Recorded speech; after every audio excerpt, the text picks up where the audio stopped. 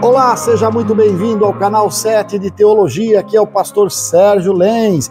E hoje, mais uma vez, vamos dar sequência ao nosso estudo no livro de Salmos. Então já pegue a sua Bíblia e vamos juntos acompanhar esse estudo maravilhoso.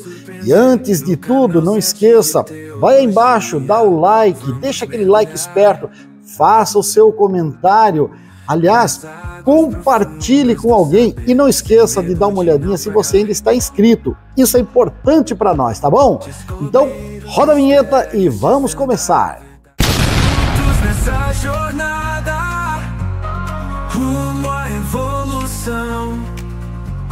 7 de teologia, nosso coração em devoção, em devoção.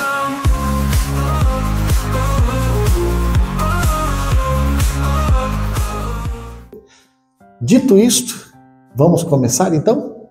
Dito isto, todas as terças-feiras nós estamos reunidos aqui estudando Salmos e mais uma terça-feira que eu convido você a abrir a sua Bíblia no Salmo 36, que é a sequência do nosso estudo no dia de hoje, ou na noite de hoje, né?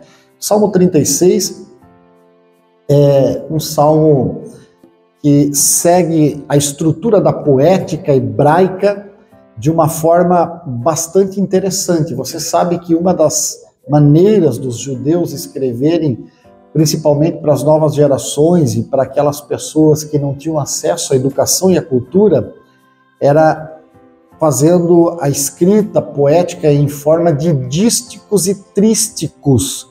Dísticos 2, trísticos 3. Duas formas na mesma frase de comparar ou de complementar uma ideia. Dístico, então, fazendo uma contrapartida entre bem e mal, claro e escuro, doce e amargo, bom e mal. Essa contrapartida é uma forma de decorar a palavra e guardar no coração. E o Salmo 36, esse salmo atribuído também a Davi, é um dístico completo, porque os versos 1, 2, 3 e 4 e o verso 12, ele vai falar sobre a maldade humana, a maldade dentro do coração humano. E os versos 5 a 11, ele vai falar sobre a bondade de Deus, em contraste à maldade humana. Então é bem interessante porque ele nos oferece não somente um ensino precioso de que Deus é maravilhoso, de que Deus é fiel à sua palavra empenhada, de que Deus tem o prazer de nos abençoar, mas ele também nos lembra com que facilidade a alma humana pode ser contaminada pela maldade e pelo engano dentro do seu coração. E é importante estudarmos principalmente esses primeiros 4 versos, porque são eles que vão dar para nós o remédio, o antídoto contra o erro. Então, acompanhe aí na sua Bíblia os primeiros 4 versos que dizem: o pecado fala ao perverso lá no fundo do seu coração. Eu sei que está diferente a sua versão, eu estou usando a nova tradução na linguagem de hoje. O perverso não aprende a temer a Deus. Ele se julga muito importante e pensa que Deus não descobrirá o seu pecado e não o condenará. A conversa dele é má e cheia de mentiras. Ele não tem juízo e não quer fazer o bem. Deitado na sua cama, ele planeja maldades. Ele anda por caminhos que não são bons e nunca rejeita as coisas más. Então, aqui está para nós uma receita para identificar não somente o perverso lá fora no mundo, que nós vamos encontrar ao longo da nossa jornada, mas também a receita para encontrarmos a semente da perversidade dentro do nosso coração, porque este salmo vai fazer o contraste entre o comportamento do ímpio e a bondade de Deus. E por que o salmista oferece para nós esse contraste entre a perversidade do ímpio e a bondade de Deus? Para poder nos lembrar que com muita facilidade, em algum momento, o nosso coração, ele pode ser tomado por perversidade. Veja, coração humano, quando está distante de Deus, não tenha dúvida, você sabe por experiência própria, ele produz maldade, ele produz injustiça e produz engano.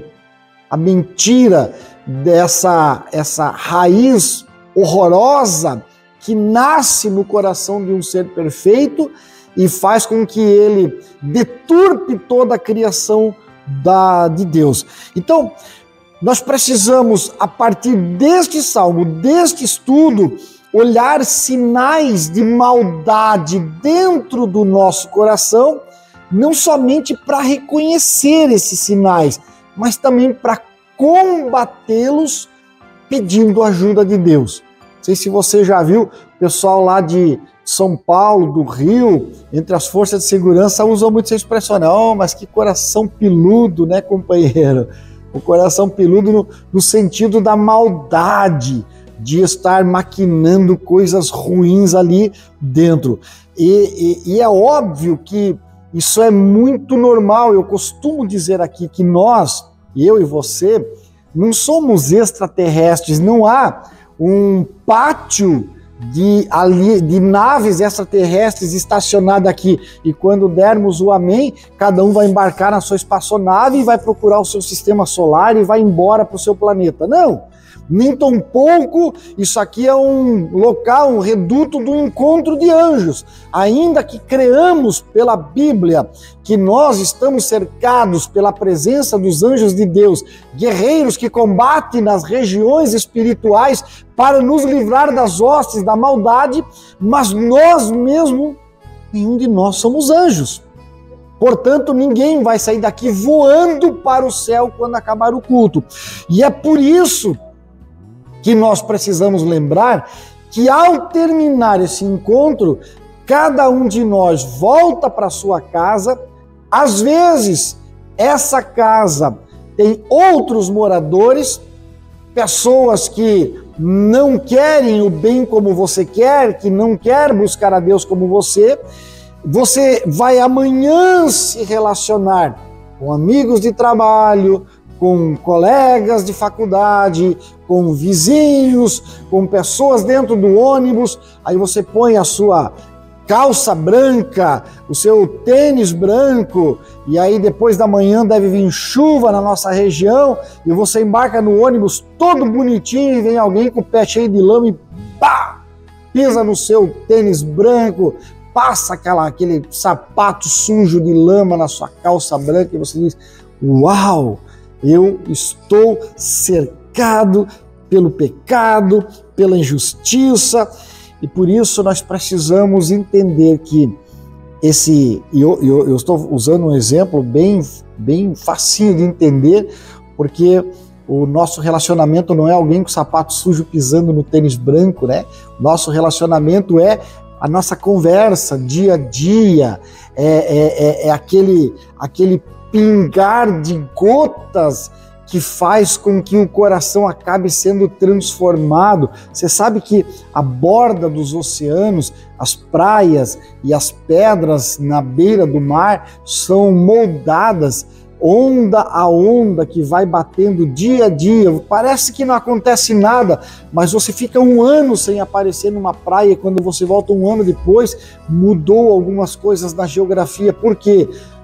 Água mole em pedra dura, tanto bate até que fura. E assim também a maldade e impiedade humana batendo na porta do teu coração, do nosso coração todos os dias, acaba às vezes perfurando e encontrando guarida. Então, além de identificar essa maldade lá fora no mundo, esse salmo ele vai nos ensinar a examinar os nossos próprios corações, para ver se nós não encontramos algum tipo de maldade. E aí você vai dizer, pastor, quais as fontes da maldade que invadem o coração do homem? O Salmo vai responder. No verso 1, o pecado fala o perverso lá no fundo do seu coração. O perverso não aprende a temer a Deus. Então, a primeira fonte é a ausência do temor de Deus. Quantas vezes você já aconselhou alguém dizendo: fulano, Beltrana, não faça isso, Deus não se agrada? Você já falou isso para alguém? Você já falou isso para a sua imagem refletida no espelho?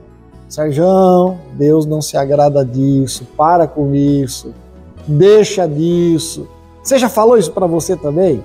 Pois é exatamente isso que ele está dizendo aqui no primeiro verso. O perverso não aprende a temer a Deus, no íntimo do seu coração não há temor de Deus. Isso é muito perigoso, porque você acaba percebendo que nós aprendemos, assim como os papagaios, como as gralhas, como os cachorros, como os cavalos, como os burros, como as vacas, como os animais de modo geral, nós aprendemos mecanicamente a fazer as coisas. E também se pode aprender a ser crente, se pode aprender a falar língua estranha, se pode aprender a falar a linguagem do cristianismo, se pode aprender a vestir a roupa do cristianismo, mas isso não quer dizer que seja cristão de verdade, porque é o temor do Senhor lá dentro da alma que é o princípio de toda sabedoria. Aleluia.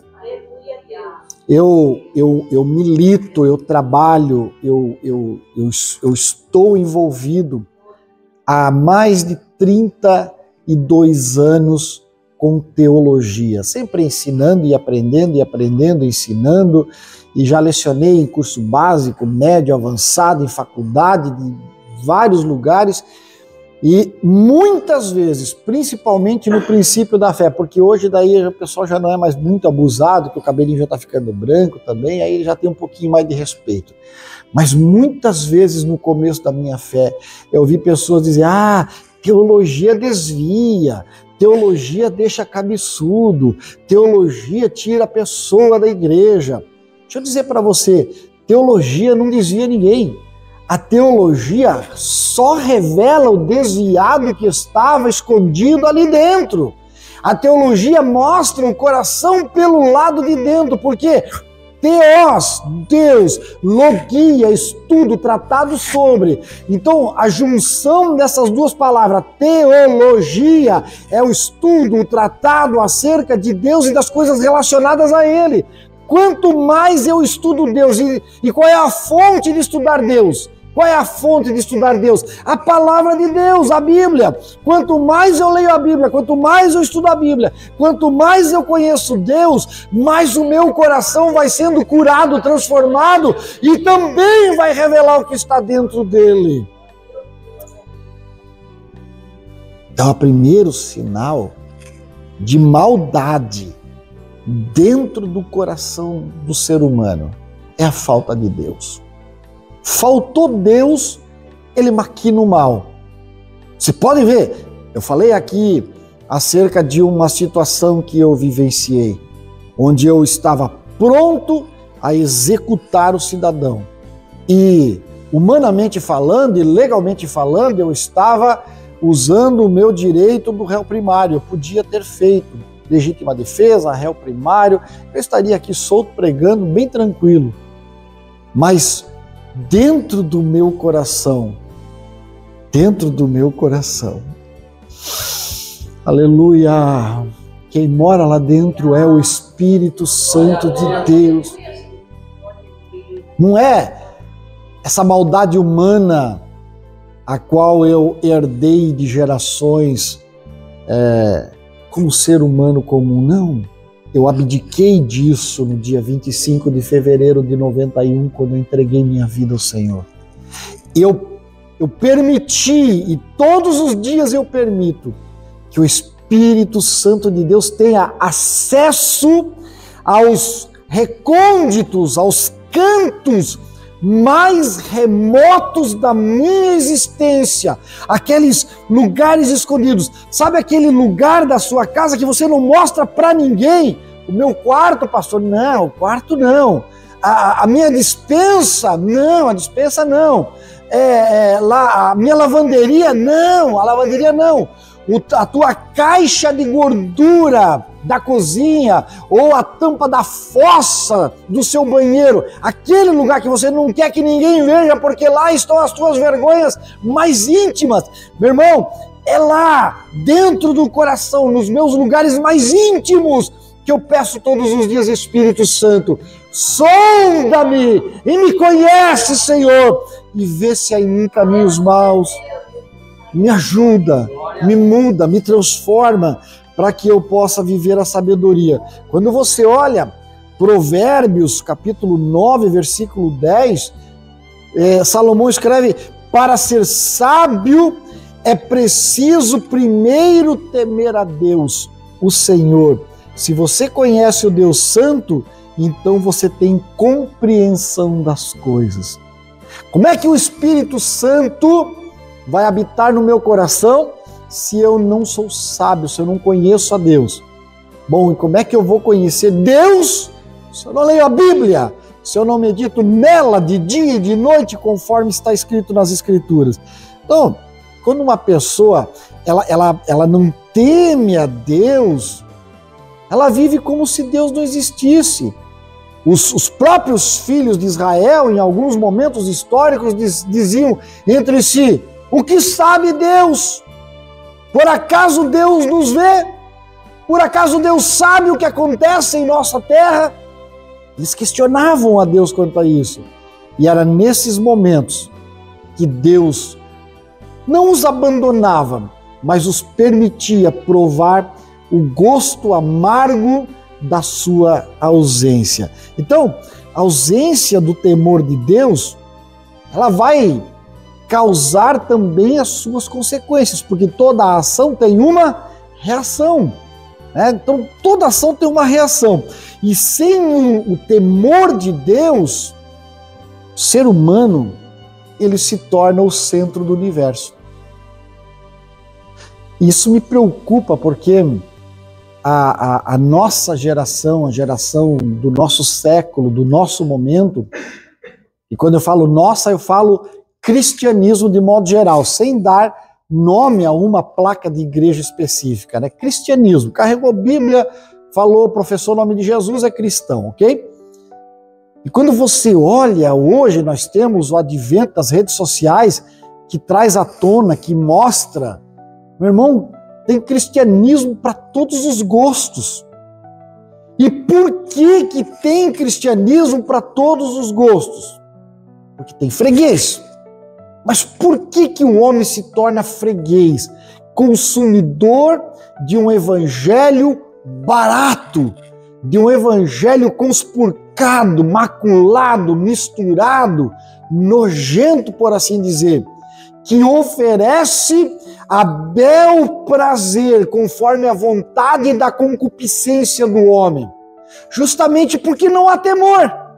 Aí você vê pessoas se aproveitando da fé genuína, mas ingênua do grande povo massa de manobra, e aí oferece. Mas são pessoas que andam em diversas práticas de pecado, das mais abomináveis e repugnantes, e eu estou ao vivo na internet, então eu não posso nem mencioná-las, mas você vai lá no capítulo 1 de Romanos, ou você pega os últimos 2 capítulos da Bíblia, e você vai verificar uma lista de pecados que são abomináveis, e essas pessoas vivem isso, e se colocam como profetas, como apóstolos, pastores, líderes, e a fé crédula, ingênua, mas também sem temor do ser humano, encaminha o povo para essas pessoas.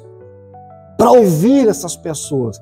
Então a consequência da falta de temor é que, se tornando o centro da história, o centro de tudo, o homem passa a buscar não mais os interesses do reino, e passa a buscar os interesses de si próprio. Por que que nós fazemos o discipulado antes de alguém descer as águas? Para ensinar o que Jesus disse: se alguém quiser ser meu discípulo, negue-se a si mesmo, tome a sua cruz e venha atrás de mim. Mas, Senhor, eu não posso ir atrás da minha própria vontade. Não. Você pode trabalhar, você pode estudar, você pode comprar uma casa, construir uma casa melhor, você pode comprar um carro melhor, você pode botar uma roupinha de marca, mas não te esqueça, isso não pode ser o que domina a tua vida. Porque no momento que alguma destas coisas te tirar da presença do Senhor ou tirar Deus da tua história, é hora de chutar esse negócio fora. É hora de dizer não aceito. Não é assim que deve funcionar.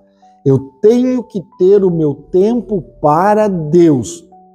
Se nós conseguirmos administrar tantas coisas, muitos de nós conseguem viver com 2 ou 3 salários mínimos. Como é que você vive numa das capitais mais caras do país com 2 ou 3 salários mínimos e às vezes até menos? Como é que você vive?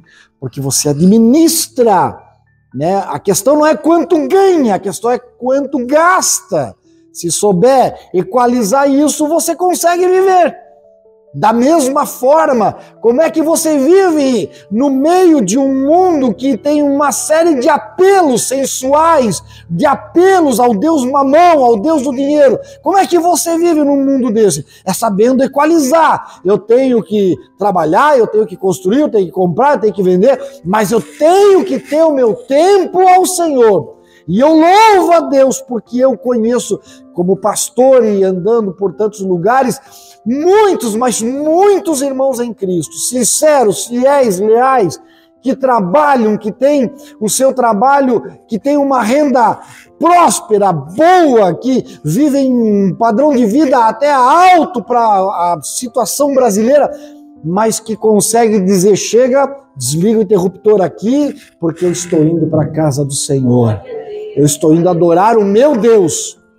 E nós temos aí inúmeras situações pelo Brasil afora. Eu já conheci situação do prefeito, cidades aqui de Santa Catarina, tempos atrás, do prefeito da cidade se sentar para ouvir como ele era diácono da igreja. Quando não era o dia dele ficar lá na recepção, na porta, recepcionando as pessoas, ele se sentava para ouvir o seu pastor. Mas era o prefeito da cidade. Sim, ele é o prefeito lá no gabinete da prefeitura. Aqui na igreja ele é diácono, ele serve e está aqui para servir.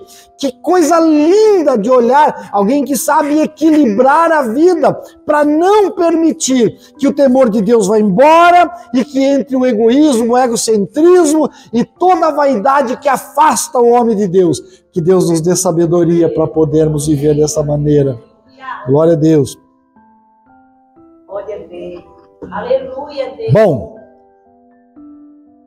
quais as fontes da maldade no coração humano? Então, a primeira, a ausência do temor de Deus. E a segunda é justamente a autojustificação e a falta de arrependimento. Olha o que o verso 2 diz. Ele se julga muito importante e pensa que Deus não vai descobrir o seu pecado. Outra versão, ele se acha tão importante que não percebe nem rejeita o seu pecado. Irmão, quando um coração começa a se tornar ímpio, ele começa a ser marcado pela autojustificação. Uma pessoa autojustificada é uma pessoa arrogante. Ela acha que ninguém pode corrigi-la. Ninguém pode mudá-la. Eu sou assim, graças a mim, e bendito seja eu, porque louvado seja eu tenho as respostas para a vida. Irmão, isso não existe. Nós estamos aprendendo sempre. O Einstein, que escreveu que a mente humana não se cansa nunca de aprender, nós estamos aprendendo sempre. Eu digo, como pastor, como professor, como ensinador, líder, irmão, eu sento para aprender.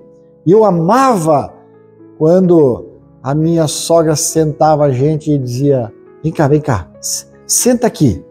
Eu sei, ela dizia, eu sei que eu sou só uma velha, burra e analfabeta, mas hoje tu vai me escutar. As orelhas ficavam quentes. Mas que coisa boa! Quantas correções, quantos conselhos. Aleluia! Tem homens que se acham, uau, deuses da terra. E a Bíblia até vem tratar sobre isso. Há um salmo mais para frente, em que o salmista, inspirado pelo Espírito Santo, o Senhor diz: eu disse, sois deuses, sois mesmo, mas como homens morrereis. Homens que se acham deuses, que não param para ouvir suas esposas, não param. Pais que não ouvem seus filhos. Eu agora estou numa pegada com a minha filha, ela me incomoda porque eu não gosto de tomar água. Eu tenho um problema com água. E ela pega o copo assim, enche um copo enorme, gigante assim. Toma, homem! Bebe tudinho! Mas como é que eu vou beber se eu não estou com sede? Me obedece, bebe tudo! E a esposa ficou 3 dias fora e eu sofro na mão dela. Mas que bom ser aconselhado com bons conselhos. Você não é dono da verdade, meu irmão. Ouça a sua esposa, ouça o seu médico, ouça o seu líder, ouça o seu chefe, ouça o guarda de trânsito, ouça, é bom ouvir. Quem ouve mais erra menos, porque em vez de reconhecer o pecado e buscar o arrependimento, se tornar insensível para descobrir a própria maldade, acaba justificando as suas más ações. E aí, dali para um pecado horroroso, que vai trazer uma consequência para toda a família, às vezes para toda a sociedade, que vai trazer vergonha. E quantos, eu cheguei ao ponto, irmãos, fazendo programa de rádio muitos anos atrás, nós estávamos tratando um assunto aleatório lá, não me lembro da Bíblia, e de repente o Senhor inspirou-me, eu disse aos companheiros: para tudo, para! O Senhor está me dizendo que tem alguém aí agora. E nós estávamos com, 50 mil lares nos escutando naquela hora pela rádio, a rádio mais ouvida na época.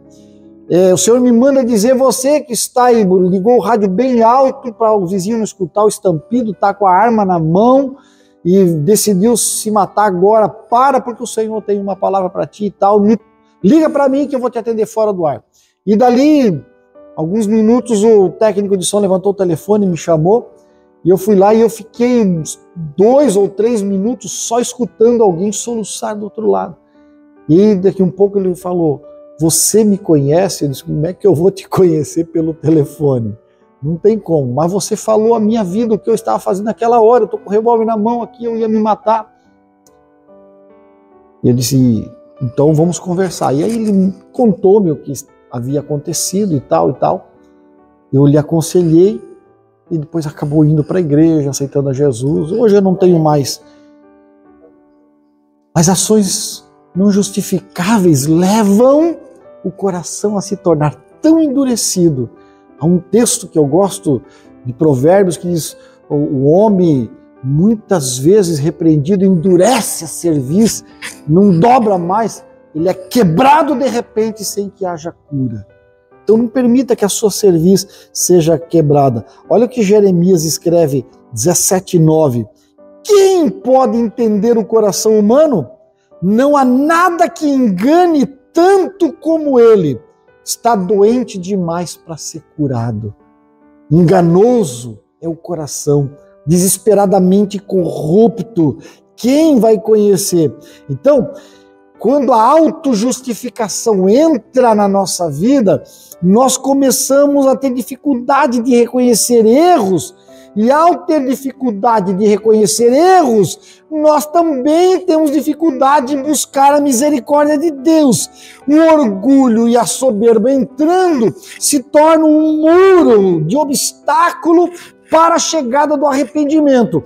Quem é que nos convence e nos dá o arrependimento? É o Espírito Santo. Ele vos convencerá do pecado, da justiça e do juízo. Quem traz arrependimento para nós é o Espírito Santo. Mas se eu sou orgulhoso, se eu sou soberbo, o Espírito Santo não tem acesso ao interior da minha alma. Meu coração vai ficando cada vez mais insensível à voz de Deus, vai se tornando um local de repouso de demônios, e daqui um pouco, bom, o restante você sabe, né? As páginas policiais estão eivadas de circunstâncias que terminam dessa maneira.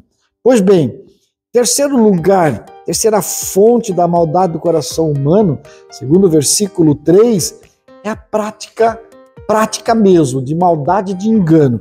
Olha o que ele escreve. A conversa dele é má, cheia de mentiras, não tem juízo, não quer fazer o bem. Olha que coisa tremenda. Conversa má, palavra da sua boca são maldade e engano. Deixou de agir com sabedoria e de fazer o bem. O que é isso? A boca do ímpio vai falar o que o coração está cheio. Quando você olha para as falas de Jesus, Lucas registra no capítulo 6, no versículo 45, a pessoa boa tira o bem do depósito de coisas boas que tem no seu coração. A pessoa má tira o mal do seu depósito de coisas más, pois a boca fala o que o coração está cheio. Você pode observar, você viu alguém contando muita história, mentindo muito, enganando muito. Não é só uma questão circunstancial. Eu preciso reconhecer diante de você que em circunstâncias extremas eu já pequei ocultando a verdade. Mas era muito mais danoso falar a verdade naquele momento do que ocultá-la. Pequei, ok? Mas entendi que era muito mais fácil buscar o perdão de Deus do que pedir perdão para uma cidade magoada. Há circunstância, e eu não estou aqui justificando o pecado. O pecado é pecado, está errado, e se eu morresse naquela hora eu ia para o inferno direto, porque eu menti. Meia verdade é meia mentira. E o pai da mentira é o diabo. Mas veja, via de regra, eu não posso ser um contador de piada suja o tempo inteiro. Eu não posso ser um contador de anedota mentirosa o tempo inteiro. Via de regra, eu não posso ser um engraçadinho que está sempre te fazendo chacota com uma coisa ou outra. Não dá. Via de regra, se eu for aquela pessoa que está sempre mentindo, aumentando números, exagerando e tal, o que é isso? É o coração que está cheio. Está saindo porque está transbordando o azedume do que está dentro. E isso por si só já é motivo para eu parar. Opa! Se eu sou a pessoa que na hora do improviso, do aperto, eu saio prorrompendo num monte de palavrão e falo um monte de palavrão. O que é isso? O coração está cheio. De vez em quando, você acaba tropeçando nas palavras. Mas aí Tiago vai ensinar, o homem maduro é aquele que não tropeça nas palavras. E se tornar um homem maduro é um processo que vai demorado, mas que bom que alguns de nós alcançam. Mas a nossa boca, ela não pode estar cheia de maldade, de engano, prejudicando os outros com falsidade, com manipulação. Porque isso não é cidadão do céu. Isso não é característica de quem vai morar no céu. Então, se nós agimos como ímpios, abandonando a prática da sabedoria e do bem, optando por viver de acordo com a própria vontade, sem considerar as consequências dos próprios atos, o que resta se não virar areia para ser pisado pelos homens? É isso que Jesus fala. Se o sal se torna sem sabor, não presta para mais nada senão para jogar no chão. Então, a prática da maldade e do engano, ela também pode estar no nosso comportamento, porque ela se manifesta em palavras e se manifesta em ações. Quando a sabedoria de Deus, ela não é aplicada, veja, aqui tem um negócio interessante. Nós temos aqui empresários que estão conosco nessa noite que vão corroborar o que eu vou dizer aqui. Você tem uma empresa, você cria uma empresa, é o teu bebê. E você investe, você pega o capital de giro e reinveste. Às vezes vende um carro, vende uma casa, raspa uma poupança para reinvestir, para o negócio crescer. E daqui um pouco você atinge um patamar que você desejava. Nossa, cheguei a um ponto que eu consigo fazer uma retirada de prolabore boa para viver bem com a minha família e ainda sobra um lucro mensalmente para reinvestir na empresa, não é isso? Você vai fazendo isso. Aí daqui um pouco você diz, poxa, cheguei no ponto que eu queria. Agora tem um bom salário, a empresa tem um bom dinheiro, tem um capital de giro legal, eu não vou mais reinvestir. Sabe o que acontece? Dentro de meses ou poucos anos, essa empresa vai entrar em falência. Você sabe a história do cidadão que estava lá no bairro com um mercadinho e ele nunca investiu para ampliar o mercadinho, para melhorar o mix de oferta dele para os seus clientes do bairro? Nunca investiu. Viveu ali uma vida inteira. Daqui a pouco, a modernidade, o urbanismo foi crescendo, aquele bairro se ligou com outro, um grande conglomerado de supermercados olhou ali e viu o potencial. Do lado daquele mercadinho, ele compra um baita terreno, põe um hipermercado cheio de boas ofertas, e sabe o que vai acontecer com o dono do mercadinho, que até marcava na caderneta lá para os vizinhos e tal? Vai falir, vai morrer. Se você não está crescendo financeiramente como empresário, você vai falir. Agora, o mesmo se aplica para a nossa vida espiritual. Você diz, não, eu cheguei aqui, já sou crente, já sei orar, jejuar, ler a Bíblia, tá bom, sei cantar 282 hinos da harpa, sei fazer muita coisa, não tá bom assim. Meu irmão, você tá fadado à falência espiritual. Você precisa continuar crescendo, melhorando. E, pastor, melhorando em quê? Você precisa aumentar o teu capital de giro espiritual. Pastor, que capital é esse?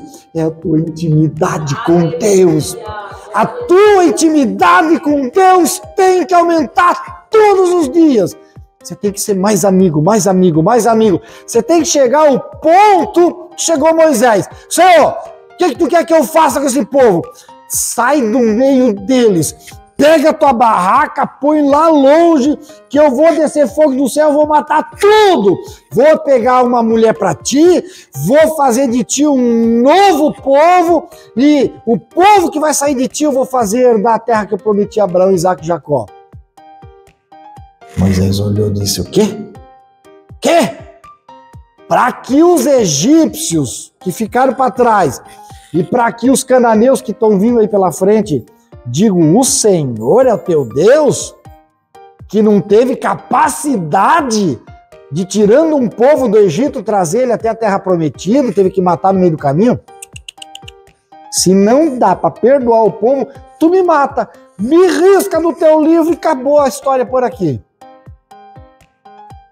Tá bom, Moisés. Ai, Moisés, tá bom, Moisés. Tá, vai. Eu vou mandar o meu anjo para ir contigo lá e o meu anjo vai fazer você chegar. Não aceito. Se a tua presença não vai conosco, nem me faça sair daqui. Mas, Moisés, o meu anjo vai. E tem mais. Tá, eu vou contigo. Não, agora não vale mais. Tem mais.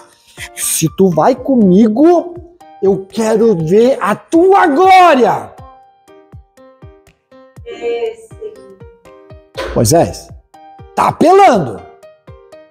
Homem nenhum viu a minha glória e viveu. Ou tu deixa eu ver a tua glória ou eu não acredito que tu vai comigo. Mas, irmão, quem é que tem cacife para fazer um papo desse com Deus? Fala para mim. Eu preciso mais intimidade com Deus. Quem tem cacife para fazer uma conversa dessa? Tá bom, Moisés. Tem uma pedra fendida aqui. Te deita na pedra aí. Eu vou botar a minha mão em cima da pedra. Eu vou passar com tudo o meu esplendor. E depois que eu passar, eu tiro a mão e tu vai me ver pelas costas. E te contento, Moisés. Te contento. Tá, aí tá tudo bem, beleza. Não vou abusar também. Agora eu sei que tu vai conosco, Senhor. Intimidade. A intimidade entre eles era tanta que quando Moisés deu uma deslizadinha assim, ó, agora eu vou te dizer, tu não vai entrar na terra prometida, que prometeu aos teus pais, aos teus antepassados e a ti. Tu vai morrer aqui, ó, olhando, sobe o Monte Nebo, olha pra terra e morre. Acabou. Só amigo faz isso. Morre pra quê? Pra vir pra cá comigo. Todo mundo olhando, ai, o Moisés faliu, o Moisés morreu, o Moisés não deu conta de entrar. E quem disse que o Moisés queria entrar naquela terra lá, se ele tinha uma terra celestial muito melhor? Uma intimidade vai te levar para o céu. Intimidade vai te levar para junto da presença de Deus. Até hoje, Satanás procura o corpo de Moisés e não acha, porque se ele achasse, ele ia fazer um centro de idolatria. Deus escondeu o corpo de Moisés, porque Moisés está lá na presença dele já. Deixa Deus fazer uma coisa diferente na tua história. Deixa Deus trabalhar de um jeito diferente. Eu encerro porque meu tempo já acabou. Essas fontes da maldade no coração humano é o verso 4. Deitado na sua cama, planeja maldade, anda por caminhos que não são bons. Fica tramando maldade o tempo inteiro, né? Ele não faz o mal de maneira ocasional, não. Está sempre maquinando uma coisa perversa. Eu gosto de uma frase do Stephen Covey. Ele diz assim, plante um pensamento, colha uma ação. Plante uma ação, colha um hábito. Plante um hábito, colha um caráter. Plante um caráter, colha um destino. A pergunta é, o que você quer colher? O que você quer colher? Hoje à noite? Amanhã? Semana que vem? No próximo ano? O que você está plantando para colher? Que Deus te abençoe. Continue confiando nele, ele ainda é o maior, o melhor e o mais fiel companheiro.